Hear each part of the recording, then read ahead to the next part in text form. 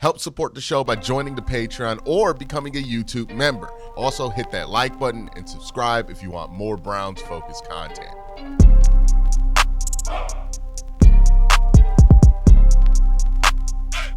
Jeudy, a lot of pressure is being put on Jeudy's shoulders. He's being asked to step up as a true number one option out the gate. Remember, Amari Cooper was still here when the season started last year. He's also being asked to be a leader on the field. There was a nice mic'd up of Jeudy that the Cleveland Browns released on their YouTube channel. I recommend you go check it out. But it shows Jeudy, and again, it's mic'd up. So part of this is like, he's aware of what he's putting out there, right? So take it with a grain of salt. But Jeudy is having to take a step as a player and also as a leader, right? He is being asked to lead this wide receiver room, right? You look at this wide receiver room, the only one who's just as old as him is Diontae Johnson. And for several reasons, Diontae Johnson is not going to be a leader on your football team anytime soon. So there's a lot on Jeudy's shoulders this year. And the question is he capable of doing even more than he did last year? And I think there's a lot to suggest that he might be capable of doing more. There's going to be a couple of other questions you have to ask. Is his targets going to be the same as he got last year? I would anticipate that his targets would be relatively about where they were last year. He had about 140 targets to keep the production up. But let's kind of look into the year that Jeudy had in 2024 and really talk about some of the metrics that I think stand out for him and why I think he had such an amazing season when you really look at it, much more than just the stats indicate.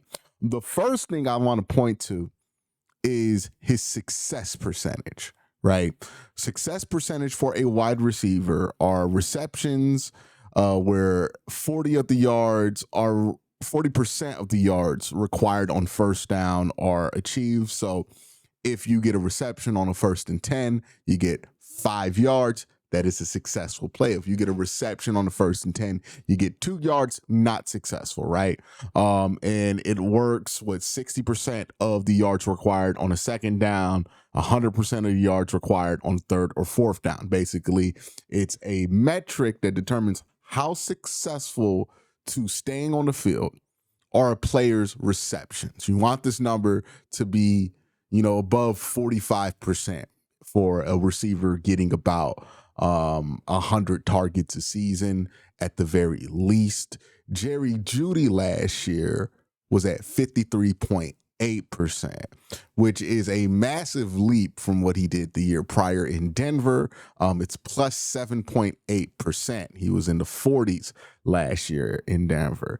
And his success rate as a receiver of 53.8% is 15th out of 35 wide receivers who had over 100 targets. So if we look at the wide receivers who had about 100 targets or more, and the reason I'm using targets as the qualifier for this stat is because it's a percentage stat. So percentage stats can be easily manipulated by a lack of data, right? So for example, if you got 10 targets and you had a successful 8 targets, you have an 80% success rate.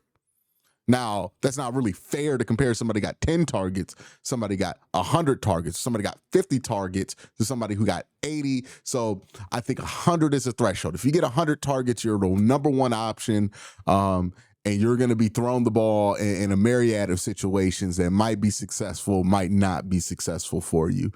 So I think 100 targets is a fair qualifier when talking about Jeudy. And of the receivers, 35 receivers got over 100 targets. Jeudy was the 15th best in success rate. Just to put that in perspective, that puts Jeudy's success rate last year over some big names, right? Devontae Adams is a wide receiver that people would be doing backflips over if the Cleveland Browns traded for. Well, Jeudy was more successful per reception than Devontae Adams. George Pickens, another receiver that people always bemoan that the Browns did not draft and how the Browns are in such a bad spot because we don't take players like George Pickens for whatever reason. And Jeudy was much more successful per reception than George Pickens. Cooper Kupp, right? A lot of people wanted him here. Well, Jeudy's been more successful than him last year. DJ Moore, DK Metcalf, right? Both the receivers that the Steelers were going to have, Jerry Jeudy had a better success rate than Tyreek Hill, Malik Neighbors, CeeDee Lamb. Now, this doesn't automatically mean that Jerry Jeudy is better than CeeDee Lamb, right? But what this does mean is that Jerry Jeudy is very efficient and useful for your team. He catches passes and makes plays that are critical to staying on the football field. If you want to say that his stats were empty, that's just not true, right? High success rate means that you have a lot of full calories under your belt. That means your work was going towards moving your team down the field more often than not. Now, he's not the best in the NFL. He's not Jamar Chase or somebody like T. Higgins got like a 70% success rate with 100 targets, and that's why he's getting paid how he's getting paid. But it's a pretty good number. And it's a really impressive number when you consider what was going on at the quarterback position. And it's easy to say that the Browns quarterback position was bad and we need to get better at quarterback, but you really have to quantify just how bad the Browns quarterbacks are. And if you've watched me this summer, you know that I'm no stranger to pointing out that the Browns quarterback situation last year was not just bad, it was some of the worst quarterback play we have seen in the NFL in quite some time. If you look at the success rate, right, and this is why I think Jerry Jeudy's success rate is so impressive because of how much he had to overcome to get that success rate to where it is, because the quarterbacks who were throwing him the ball all season, the Browns quarterback room, had the worst success rate in the NFL combined, right? Two of the quarterbacks that the Browns played for half the season, more than half the season, Deshaun Watson and Dorian Thompson-Robinson, were the last or second to last in success rate in the NFL. And just to show you how bad those two were, and again, it has to be pointed out, right, to properly contextualize why the Browns went 3-14 last year, you really have to talk about this part of the Browns game, and it's not to disrespect Deshaun Watson or Dorian Thompson-Robinson. It's just telling the truth about both of them.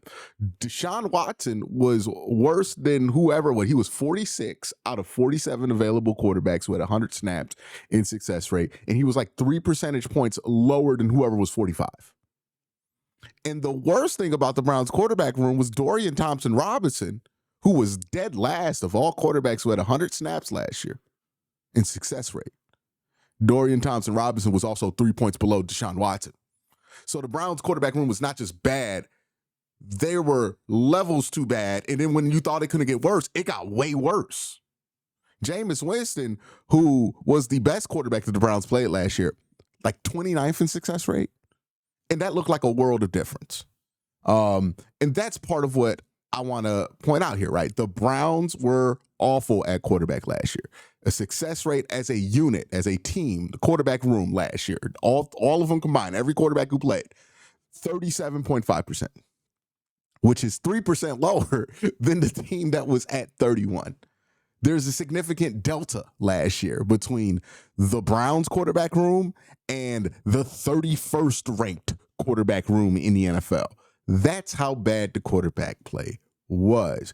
And when you consider that you're dealing with quarterbacks who are putting out there some of the worst success rate numbers you've ever seen, and Jerry Jeudy as a wide receiver who's relying on those quarterbacks is able to still get a pretty solid success rate number at 53.8, highest of his career, it makes you wonder, hey, what can he do if the quarterback play is simply mediocre or maybe even like close to average? And I do think that there's a chance that the Browns quarterback play this year is not going to dip to the depths that we saw last year. I think we're going to stay in either close to average at the best and mediocre at worst. And that doesn't sound exciting, right? If I tell you we're going to have mediocre quarterback play next year, nobody's going to be excited about it. But remember, when the Browns went from DTR, who was worst in the NFL, to Jameis Winston, who simply was 29th out of 47 quarterbacks in success rate, there was a significant difference in the offense.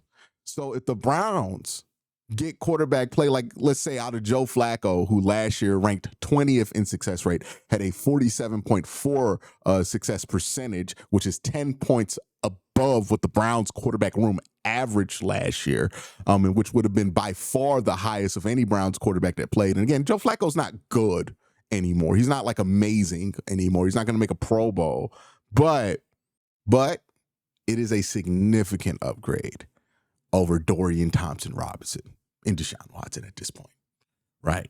You're going from 47th to 20. It's a huge jump there. And I wonder, what can Jerry Jeudy do with that, right? Even if Kenny Pickett plays, Kenny Pickett had about a 43% success rate in Pittsburgh in 2023. That would still not be a great number, but that'd be about where Jameis was last year. And again, we saw that when Jameis was quarterback in the offense, it at least looked like an NFL offense, and that's when Jerry Jeudy was his most productive. Now, Jameis and Kenny Pickett are two different styles of quarterbacks, right? And I think that's something that the Browns have to come to grips to. Are they going to be aggressive down the field? And is Kevin going to let these guys make mistakes, or at least let these guys feel comfortable enough to make mistakes to where they don't get that weird, I'm going to just check everything down syndrome that we've seen sometimes young quarterbacks in the Kevin Stefanski offense kind of default to. But this year, Jerry Jeudy's just not going to be asked to make lemonade out of lemons as much as he was last year. He was forced to last year make lemons out of lemonade at a higher rate than any star receiver in the NFL by a significant margin. Nobody dealt with worse quarterback play that got over 100 targets in the NFL than Jerry Jeudy. And it wasn't even close. Whoever you think dealt with similarly bad quarterback play, I promise you, it would have looked like an all-pro compared to what the Browns had last year. And I'm not saying that to be hyperbolic. I'm not saying that to throw the last two quarterbacks under the bus. I'm just saying that because that's what happened last year. 46 and 47th out of 100 quarterbacks who played over 100 snaps. Look up any quarterback who got over 100 snaps last year and understand they were better than what we had for half the season in Deshaun Watson and Dorian Thompson-Robinson. That's how bad it got for the Cleveland Browns. That's how pathetic the offense, the passing offense in particular was. And that's what Jerry Jeudy had to deal with in order to get his numbers. And he still found a way to get those numbers. Even when Deshaun Watson was in there, he found a way to be productive. Less so with Dorian Thompson-Robinson, but nobody was productive under Dorian Thompson-Robinson. Even though I think Jerry Jeudy had some moments with Dorian, for sure. And then obviously when Jameis got in there, a lot more guys got productive because Jameis actually played at the level of at least a mediocre NFL quarterback. So the Browns this year, I think they have a good chance to at least get mediocre quarterback play. They might get close to average. I think Joe Flacco at his peak can get you close to average quarterback play at this point of his career. And if you can get that, that's amazing. You will look so much better as a football team. You might have a chance to win 10 games if that happens for a significant period of time. And then who knows, right? I don't know if Dylan Gabriel is going to be able to give you at least a mediocre quarterback play. It's just hard to project that from a rookie who's going to deal with the physical setbacks that he's going to have to deal with in the NFL in year one. There's a chance that might be a very difficult hurdle for him to clear in year one. And maybe he gets closer to that in year 2 or 3 of his career. And the same thing is for Shedeur Sanders. It's just not the physical hurdles he's going to have to overcome, but like, he did take a lot of sacks at Colorado. We could blame it on the offensive line, but the Browns' offensive line is also not pristine. So there's a chance, at least by pass protecting. They're pretty good run blocking, but pass protecting, they have had their issues. Those two things could fold into each other. Hopefully, Shedeur Sanders surprises me and he plays at a top tier level and the Browns have above average quarterback play all season and win a ton of games. That's my hope, right? And I think there is more hope there for me, at least, that Shedeur can do that versus Dylan Gabriel doing that, if I'm just being honest with you. And I think that's pretty true with most of the fan base at this point at varying levels, right? Some people are so confident in Shedeur that they're just saying it's going to happen right now. I want to give him more room to be able to succeed or fail in the early stages of his career without having to receive a torrent of judgment. So I'm going to be more reserved on Shedeur until I see it, because I think it's only fair to him to be more reserved with him. That's just me personally, how I'm going to handle that. But still, with all the 4 quarterbacks in there, I think there's a good chance you get better than whatever Deshaun Watson put out there. For whatever reason, Deshaun Watson was putting that level of play out there. He was dealing with a lot last year, right? Coming off that shoulder injury, Achilles injury, people not liking him, people being fed up. His cases were back in the news again. He had some close family situations happen. Some teammates of his passed away. Like, Deshaun dealt with a lot last year, and that probably added to whatever was going on with him on the field. But whatever happened, dog, it was still detrimental to what the product was for the Cleveland Browns. So that's what I hope could lead to another Jerry Jeudy leap, is that the quarterback play that he's going to have to deal with, at worst, hopefully, is going to be mediocre. And if the worst level of quarterback play is similar to what Jameis Winston provided for this team for Jerry Jeudy, then I think that there's a chance that he can have a very productive year, because I think the targets are going to be there for him. The Browns aren't going to have a ton of guys to get a ton of targets. They'll spread the ball out. I think Cedric Tillman's going to be a big part of what they try to do here. Obviously, the 2 tight end sets are going to be important for the Cleveland Browns, and they're going to get the running back involved in the backfield, and they're going to run the ball a lot more than they did last year. I think that's truly what they're aiming for. All of that can be true, but I still think if you want to create an explosive play, there's really only one guy you can lean on for an explosive play on this offense, and that's going to be Jerry Jeudy. So that's going to mean he's going to get a ton of targets in hopes that, especially in like 3rd and mid, 3rd and long situations. And he's looked pretty good, coming off of this year. He's in OTAs right now, so it's hard to really tell if he's made a leap or not. I don't know if you can really judge that in OTAs, but he seems to be very focused, and I'm hopeful that this could be him replicating, if not surpassing, these numbers that he had last year, because I think the opportunities he's going to get from these quarterbacks are going to be much better than they were last year. There was a lot of yards left on the table for Jerry Jeudy when Deshaun Watson and Dorian Thompson-Robinson was the quarterbacks last year. The numbers that Jerry Jeudy got, he kind of got him in spite of whatever the Browns had going on at quarterback play. And look, there's still going to be a good amount of that this year, right? I'm not saying that Joe Flacco's going to find him every time he gets a chance. But I think there will be much less of it than it was last year. And I think if that's the case, you're talking about 300-400 yards left on the table for him last year. If he could capitalize on all those opportunities, obviously his numbers would be hilariously ridiculous. But, even if he just capitalizes on 150 or 200 of those extra yards, we're talking about somebody who starts to put themselves into the upper echelon of wide receivers in the NFL. The Browns still have on discount basically for the next 2 years. So another Jerry Jeudy leap. Could it happen? I think there's a good chance. He had a 53.8% success rate, 15th highest of all wide receivers, while dealing with some of the worst success rates we've seen for the quarterback room in a very long time. I think that's impressive. I think that should be talked about more. But that's my thoughts about Jerry Jeudy. Let me know what you think in the comment section below. Everybody have a great day. Have an even better night. Peace.